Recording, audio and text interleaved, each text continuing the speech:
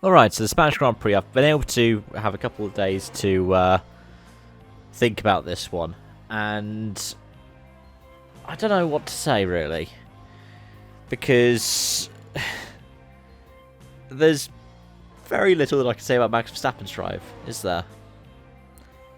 It's one of those ones that they say about so many of the legends of the sport, the people who set those records, people who go out there and dominate. The best make the amazing feats look mundane. And I mean, we've seen it so many times throughout Formula 1. I mean, in my time watching Formula 1, we saw it with Vettel, we've seen it with Lewis and Rosberg, and we've seen it with Max.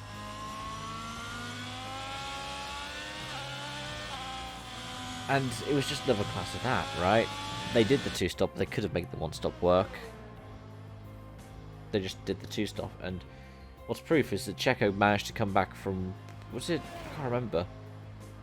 Where was he on the grid? Because wasn't it like a Q1 exit or was it a Q2 exit? But he managed to make his way up to 4th by the end of the race. Only 3 seconds off of George Russell. And, I mean, that's just testament to how good Red Bull have managed to make things work. I know we've seen the flaw now, and we know there's going to be like a development race to try and catch up with it. We've seen the Ferrari and Mercedes have abandoned their sidepod concepts to go with the Red Bull one, because the Red Bull one is a lot more dependable and a lot more consistent, and the operating window is a lot better. But, yeah, I mean, the other two are still a while off. Sainz, obviously the better Ferrari, is the only one in the points with 5th place. Still a while back from Checo, though. Meanwhile, Lewis Hamilton, who was arguably the driver of the Spanish Grand Prix last season, still 24 seconds off of Max at the end. That Red Bull has gotten better, and if you needed more evidence that the Red Bull has actually improved whilst its rivals have been catching up, compare this to 12 months ago. I mean, heck, with the reprofiled final 2 corners, or the reconstructed, relayouted, whatever the best term is, look at Max's drive compared to anybody else. That car and driver are working in harmony. Elsewhere, Lance Stroll did well to outperform his teammate at his home race, though I don't think Fernando gave him too tough a time towards the end of the race. Still double points for them, and it's nice to see Stroll out-qualify and out-race his teammate at his teammate's home event.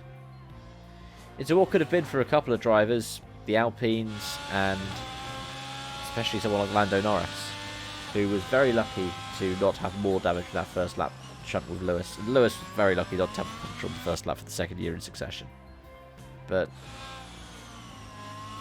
yeah, down in 17th at the end.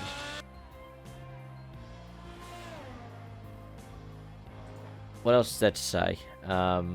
If you look at the driver standings, Max nearly has 2 races in hand over Checo.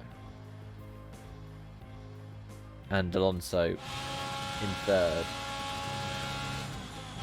is very nearly at half the points of Max. But it'll be interesting to see who gets 3rd in that standings, because Lewis and George are climbing back up, and George has been climbing up quite well recently. Meanwhile, Merck have overtaken Aston for 2nd in the Constructors. I wouldn't be surprised if the standings, the way they are now, is how it looks at the end of the season.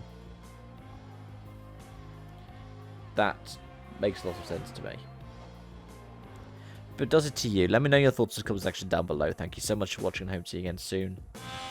Bye for now.